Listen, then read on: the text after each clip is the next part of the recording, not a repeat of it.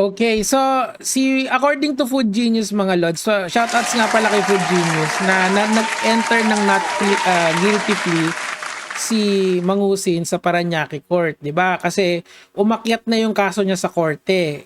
Effectively, talo na siya sa prosecutor level.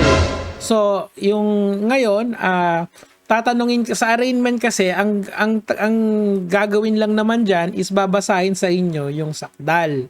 Ano yung ginawa mo and ano yung kasalanan mo, hindi na sa tao, sa bayan na. Kaya pansin nyo, People of the Philippines versus Norman Mangusin na yan. Hindi na yung pangalan ng complainant. Okay?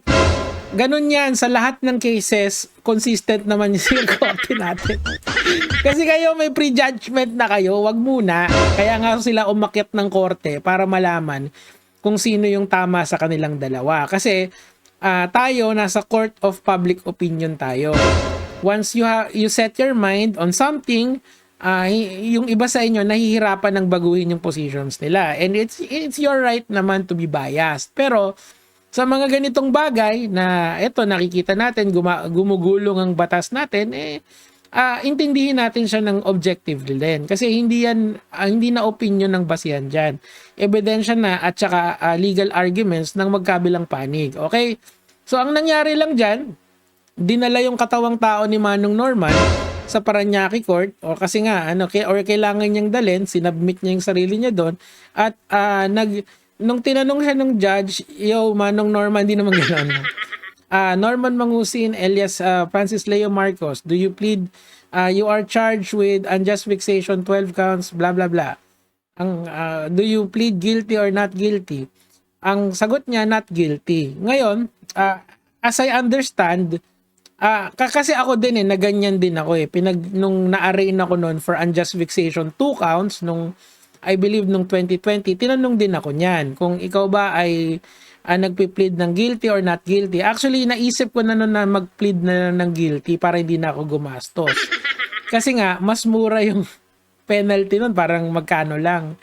Totoo lang, mas mahaba pa yung trial kasi 'di ba alam naman natin na ang maximum penalty ng unjust vexation for 1 count is 1 month in jail. Mas mahaba pa yung trial kaysa doon sa mismong parusa doon sa pwedeng ang intindi ko, sinasabi ng mga abogado ko, baka ipag-fine ka lang diyan Mas mahaba pa yung trial at mas magastos pa yung trial kaysa doon sa mismong punishment. So, that is what happened sa akin noon. Kaso kay Manong Norman kakaiba. Kasi 12 count yung sa kanya. At saka, hindi ko pa kasi nakikita yung information, yung tamang information dito. Kumbaga hindi ko nababasa. So siguro si Casper, kung mapapahiram niya sa akin, hindi mababasa ko. Pero ang intindi ko rito, in relation yata ito to cybercrime. Okay? Or kasi gumamit ng computers and gadgets si Manong Norman para mag-live at mang unjustly vexate someone, di ba? So, point dyan is that yung penalty niyan, I believe is much higher than hindi ko sure kasi hindi ko ang sinabi lang kasi dito unjust vexation pero kung yan lang yung itatry for unjust vexation, well, 1 month lang yung kulong niyan maximum, tapos may or penalty. Ang pinipredict ko dito, mas matagal pa yung hearing kaysa sa mismong sa mismong trial. Ngayon, si Manong Norman, marami na siyang pwedeng i-avail na remedy. I remember tinuturo sa amin ni Fiscal EJ noon, shoutouts kay Fiscal, na yung mga akusado, mas marami silang legal tools na pwedeng gamitin kaysa dun sa nag-a-accused. Halimbawa, natalo si Manong Norman dyan, pwede niyang i-CA or Courts of Appeal at pwedeng umabot sa Supreme Court. Pero pag ikaw yung nagko-complain, pag natalo ka once, GG na, di ba?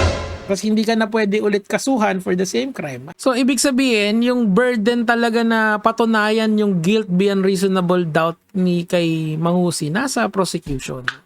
Okay? Pero tingnan natin, kasi kayo, walang ya kayo, not guilty, may prima facie evidence.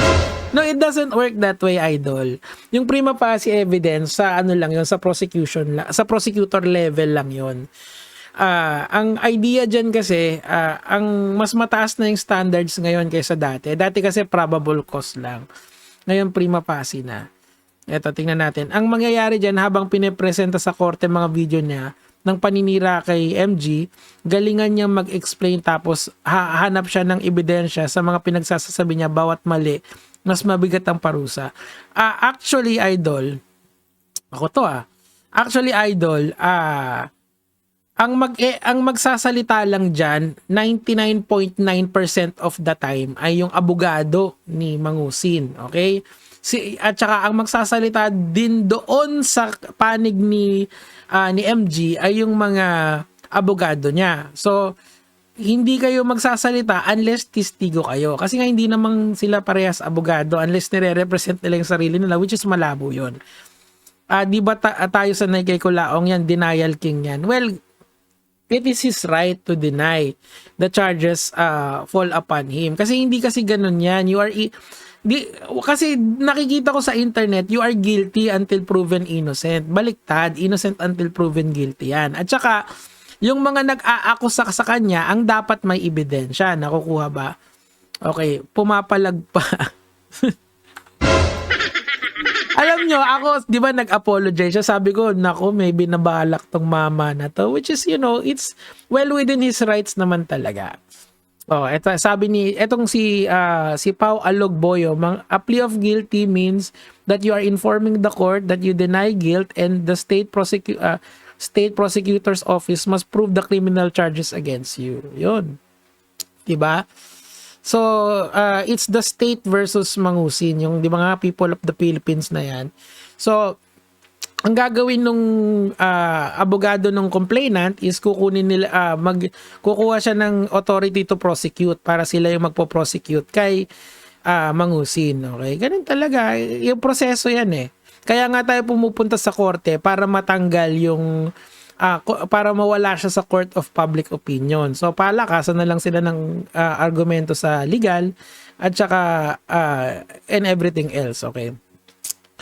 Plead not guilty talaga no, the audacity. Nasa YouTube ang ebidensya. Hindi na po. Dapat dalin po yan ng nag-aakusa kay Mangusin na na yung ebidensya niya. Lumalaban. Coops Laong, not guilty. I think it depends upon the people in the Capitol. Hindi.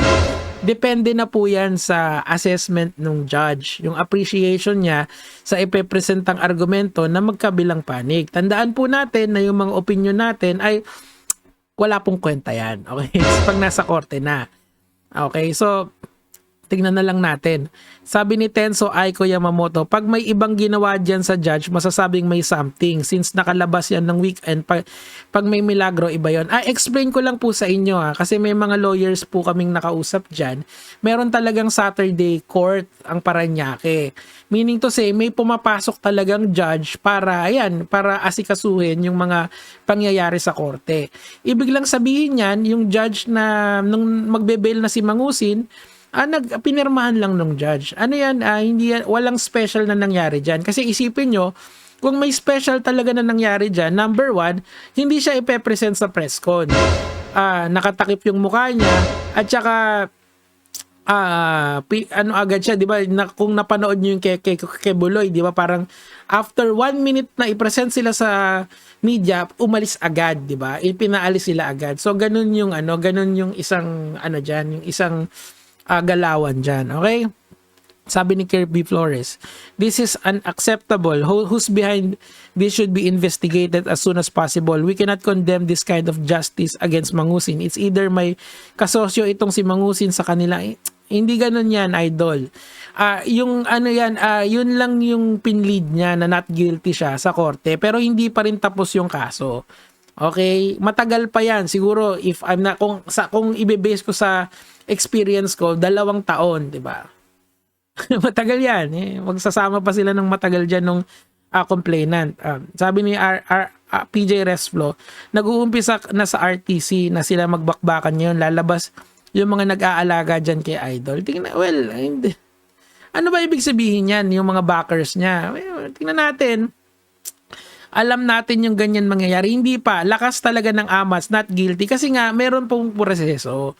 Ang kailangan magpatunay ngayon na guilty beyond reasonable doubt si Mangusin ay yung technically the state has to prove it. Pero ang malamang ang gagawin nung kabilang panig diyan, they will ask for the authority to prosecute si Mangusin. So yung abogado, yung ebidensya ng kabilang parlor ang mag-aano diyan. Wala pa naman pong nangyayaring hindi kaaya-aya rito. Actually, mas lamang nga yung mga nagrereklamo kay Mangusin kasi nga ano siya na press con siya, na kulong siya, 'di ba? Doon pa lang GG na kasi yung ano noon yung itsura niya doon, 'di ba? Talagang ano siya para siyang gulat na gulat siya doon yung asin yung 'di ba yung hinuli mula sa restaurant, dinala sa press con, kinulong ng ilang araw. Parang doon pa lang nakita mo na yung pagdadaanan niya. And hindi lang ito yung unang kaso. So marami pa yan darating. Problema niya yan. Sabi ni Aldrin, palaban si Lodi. Ganun talaga.